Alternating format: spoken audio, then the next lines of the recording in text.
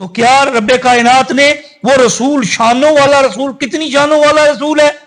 رب کائنات سورہ آل عمران آیا نمبر 81-82 میں ارشاد فرماتا ہے وَإِذْ أَخَذَ اللَّهُ مِيثَاقَ النَّبِيِّينَ۔ یہ بات عرض کر کے میں مقاصد نبوت پر واپس آؤں گا۔ مقاصد نبوت ابھی وہیں پر ہے۔ یہ رسول کی بات ہوئی تو اس رسول کی خاص طور پر علیحدہ اس کا تذکرہ کرنا یہ کیوں ہوا؟ اس لیے ہوا کہ رب کائنات نے ایک عہد الست لیا تھا اور ایک عہد نبیین لیا تھا، انبیاء و رسل سے ایک عہد لیا تھا۔ وہ دوسرا عہد کیا ہے؟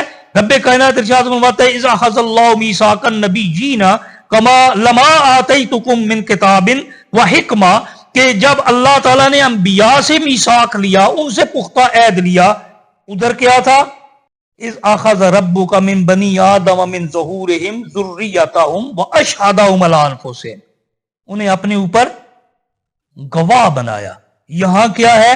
یہاں گواہی نہیں لی، یہاں گواہ نہیں بنایا، کیونکہ گواہ اپنے قول سے پھر بھی سکتا ہے۔ گواہ نہیں بنایا بلکہ کیا کیا؟ میثاق لیا، عہد لیا، وعدہ لیا، پختہ عہد لیا۔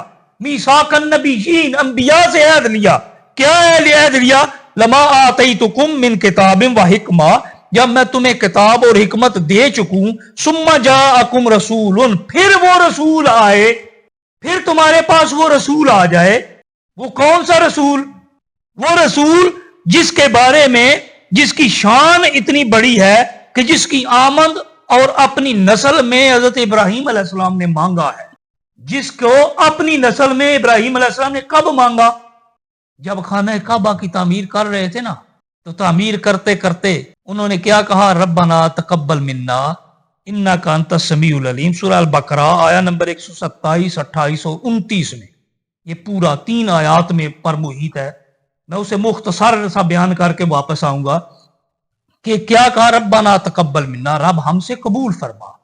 پھر اس کے بعد پہلے تو اپنے اس بات کو قبول کرنے کے لیے رب کائنات کی بارگاہ میں عرض کیا، پھر مانگا، جو کام کیا اس کی قبولیت کی دعا کی، اور اس کے بعد پھر کیا کہا؟ ربنا وجعلنا مسلمین لک، ہے رب ہمیں اپنی بارگاہ کا فرما بردار بنا، ہم دونوں کو، اپنے لیے، اپنے بیٹے کے لیے بھی۔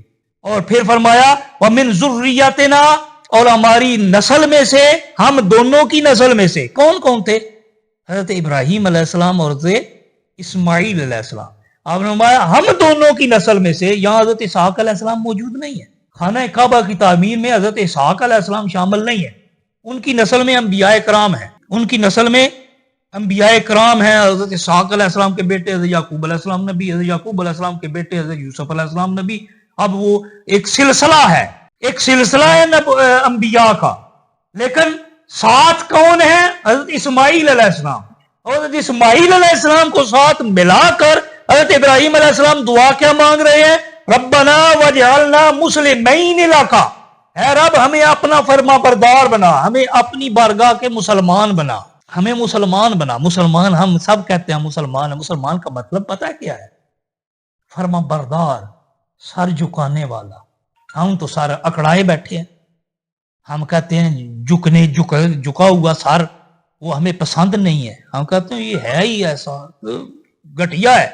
اصل میں دنیا کے سامنے سر نہیں جھکانا، رب کے سامنے سر جھکانے والے کو مسلمان کہتے ہیں، جو رب کی بارگاہ میں حاضری دے۔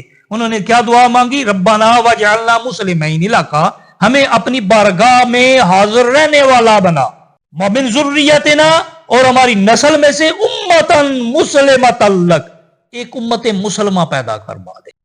ہماری نسل میں سے ایک ایسا گروہ پیدا فرما مسلمتا لک، جو تیری بارگاہ میں سر جھکانے والا ہو، جو تیرا فرما بردار ہو، جو تیری بارگاہ میں آنے والا ہو۔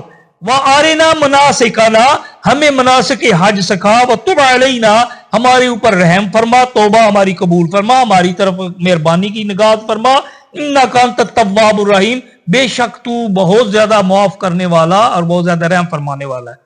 دوسری جو دعا تھی، تیسری دعا، پہلی تھی قبول فرما، ہمارے اس فعل کو قبول فرما، دوسری یہ تھی کہ تو ہمیں بھی اپنی بارگاہ میں جو قربان ہونے والا اور فرما بردار بنا، اور ہماری نسل میں سے بھی امت مسلمہ پیدا فرما۔ اور تیسری دعا کیا تھی؟ تیسری دعا یہ تھی ربنا وابعث فیہم، ہے رب تو ان میں بھیج، کن میں بھیج؟ وہ جو ہماری نسل، وہ جو ہم نے امت مسلمہ مانگی ہے نا اپنی ذریت میں سے، انہی میں سے ربنا وابعث فیہم رسولا، اسے ان میں وہ رسول بھیج شانوں والا